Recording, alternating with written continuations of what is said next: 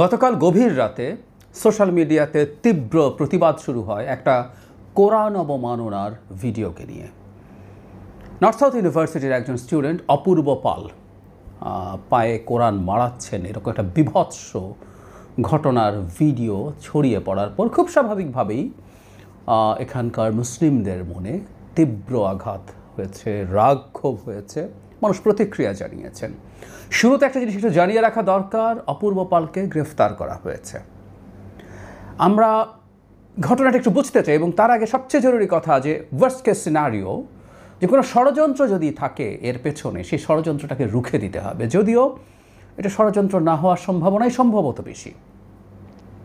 Background একটু বলি। অপূর্ব পালের আসিফ বিন আলী ওনার সরাসরি টিচার। তিনি একটা স্ট্যাটাস দিয়ে জানিয়েছেন যে তার সরাসরি ছাত্র ছিলেন অপূর্ব, তিনি একজন ধর্মান্তরিত মুসলিম। শুধু অপূর্ব পাল যে হিন্দু শোনা যাচ্ছে, উনি অন্তত পরবর্তীতে এসে মুসলিম হয়েছেন এবং প্রচুর অস্বাভাবিক আচরণ তিনি করতেন এবং পরে জানা যায় তার ড্রাগ অ্যাডিকশন আছে এবং এই অ্যাডিকশনের কারণে ভার্সিটি থেকে বহিষ্কৃত হয়েছেন। আসিফ বিন আলীর এই বক্তব্যগুলো আমরা রিলাই করব। আমি আসিফকে ব্যক্তিগতভাবে চিনি, অত্যন্ত রিলায়েবল একজন মানুষ। আসিফ কোনো কিছু রং চড়িয়ে বলবেন এটা মনে করার কোনো কারণ নেই। আমি বলছি না এটার জন্য যে ঘটনা ঘটেছে সেটাকে দায় মুক্তি দিতে হবে, আমি সেটাও আসছি। তো যেটা হলো, তাকে বহিষ্কার করা হয়। তার পরবর্তীতে একটা পর্যায়ে ভার্সিটি কর্তৃপক্ষ হয়তো খানিকটা বিবেচনাও করেন, তাকে আবার ফিরিয়ে নেওয়া হয়, কিন্তু তার অবস্থা আসলে আর ভালো হয়নি। ক্রমাগত একই অবস্থা চলতে যাচ্ছে এবং ওখানে আমি দেখছি যে অনেকে মন্তব্য করছেন যে সে একেবারেই উন্মাদের মতো, উদ্ভ্রান্তের মতো আচরণ করতো দীর্ঘ সময় ধরে। আমি আরেকজনের একটা স্ট্যাটাসে দেখলাম যে সে ধর্মান্তরিত হয়েছে মূলত একজন মুসলিম ছাত্রীর প্রেমে পড়ে এবং সেই ছাত্রীর প্রভাবেই তিনি ধর্মান্তরিত হয়েছেন। পরবর্তী সেই ছাত্রী অবশ্য তার সাথে থাকেননি, তিনি অন্য কারোর সাথে চলে যান। তার ক্ষোভ, এই ধরনের ধর্মকে আঘাত করা, ইসলামকে আঘাত করার আরও কিছু আচরণ তার আগে দেখা গেছে। এবার এটা করে রীতিমতো ভিডিও করে আপলোড করা হয়েছে। তাহলে প্রাথমিকভাবে আমি আবারও বলছি, সাফাই গাইছি না, কিন্তু একজন যদি কেউ সত্যিকার অর্থেই মারাত্মক অ্যাডিক্ট থাকেন, তার এই ঘটনাটাকে ব্যক্তির ঘটনা হিসেবে দেখতে চাই, কারণ এটার পেছনে অনেক ঘটনা, অনেক কিছু, অনেক খেলা আছে কিনা এই স্পেকুলেশনগুলো চলছে। যদিও এই ব্যক্তির ঘটনার মধ্যেও কেউ খেলতে চাইতে পারেন। সো এই ব্যক্তি ঘটনাটা ঘটিয়েছেন তার এই অপ্রকৃতিস্থ অবস্থার কারণে। এটা যদি হয় আমরা মনে করি, তাহলে প্রাথমিকভাবে আমরা এটা বলতে পারি যে কেউ পরিকল্পনা করে একটা কেওস বাঁধানোর চেষ্টা করছে, এটা নাও হতে পারে। কিন্তু তারপরও যে ঘটনা ঘটেছে আমরা দেখলাম, এরপরে ইনস্ট্যান্টলি স্টুডেন্টরা অপূর্ব পালের বাসায় নিচে যায়, সেখানে জমায়েত হয় এবং শেষ পর্যন্ত পুলিশ তাকে গ্রেফতার করে নিয়ে যায়। পুলিশের এই গ্রেফতার করার সিদ্ধান্তটা অবশ্যই সঠিক এবং তার সব পরীক্ষা নিরীক্ষা করে তাকে অবশ্যই মামলা হবে। এই মামলার পরে যা আসার, তিনি কোন পরিস্থিতিতে করেছেন, কী অবস্থায় করেছেন, তার মানসিক অসুস্থতা আছে কি না, এসব দেখা এবং সেটা কোর্ট ডিসাইড করুক যে তার কী শাস্তি হবে, সেটা কোন প্রেক্ষাপট বিবেচনায় সেটা কোর্টই সিদ্ধান্ত নেবে। সোফার পদক্ষেপ সরকার নিয়েছে, কিন্তু আমি দেখছি যথেষ্ট পরিমাণ উত্তেজনা চলছে। একটু খেয়াল করি, যদি কাগজে কলমে আছে, আমি আবারও বলছি, আমি আসিফের বক্তব্য খুব স্ট্রংলি রিলাই করি, তারপরেও যদি তর্কের খাতিরে ধরে নেই যে এটা সঠিক না, এটা তিনি ইচ্ছাকৃতভাবে করেছেন, সজ্ঞানে করেছেন।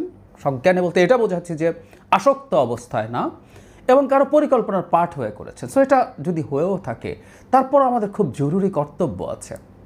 আমি একটু পেছনে যাই। অযোধ্যায় বাবরি মসজিদের স্থানে যখন রাম মন্দির নির্মাণ করা হবে, তখন শেষ পর্যন্ত ভারতের সুপ্রিম কোর্ট রায় দিয়েছিল যে এখানে রাম মন্দির ছিল এবং এখানে রাম মন্দির নির্মাণ করা হোক। মানে একটা দেশের সর্বোচ্চ আদালত কিন্তু মিথোলজির উপর ভিত্তি করে একটা রায় দিচ্ছে। প্রচুর সমালোচনা এটা নিয়ে হয়েছে ভারতে, কিন্তু দিয়েছে রায়টা। মজার ব্যাপার, সে সময় বাবরি মসজিদ পরিচালনাকারী যে ওয়াকফ বোর্ড আছে, তারা ভারতের মুসলিমদেরকে শান্ত থাকার আহ্বান জানিয়েছিল। ইনফ্যাক্ট এই রায়ের মাধ্যমে শুধু রাম মন্দির নির্মাণ না, এটার মাধ্যমে মুসলিমদেরকে এজিটেট করে মাঠে নামিয়ে আবার একটা দাঙ্গা লাগানোর চেষ্টাও আসলে ছিল। প্রস্তুত হয়ে বসেছিল হিন্দুত্ববাদীরা, কিন্তু ওই সময় মুসলিমরা রিয়্যাক্ট করেনি এবং সেটা দিনের শেষে যারা ষড়যন্ত্র করতে গিয়েছিল তাদের ষড়যন্ত্রকে হালে পানি পেতে দেয়নি।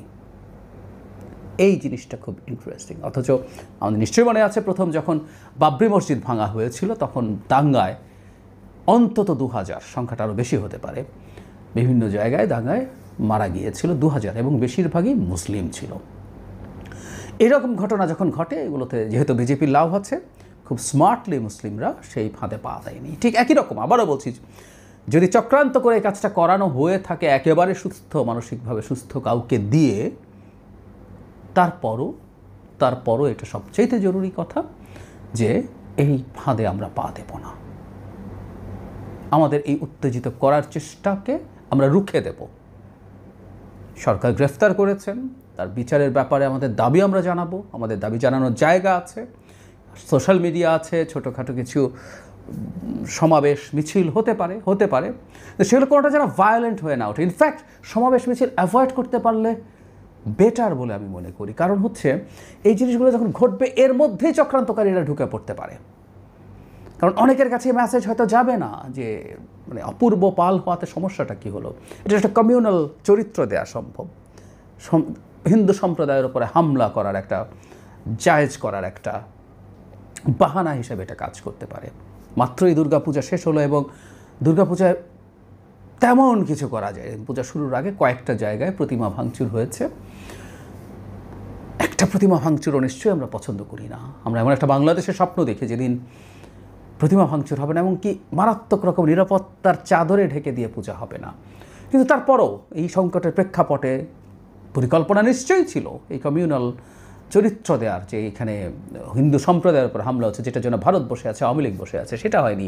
সো আবারও হিন্দু সম্প্রদায়ের উপরে কোনো না কোনোভাবে হামলা করানো যায় কি না, অপূর্ব পাল নামে একজনের কোরআন অবমাননা দেশে চেষ্টা হতেই পারে। যদিও আবারও বলছি তিনি ধর্মান্তরিত মুসলিম, কিন্তু এই চেষ্টা থাকলে তো আমাদের উচিত হবে এটাকে রুখে দেওয়া।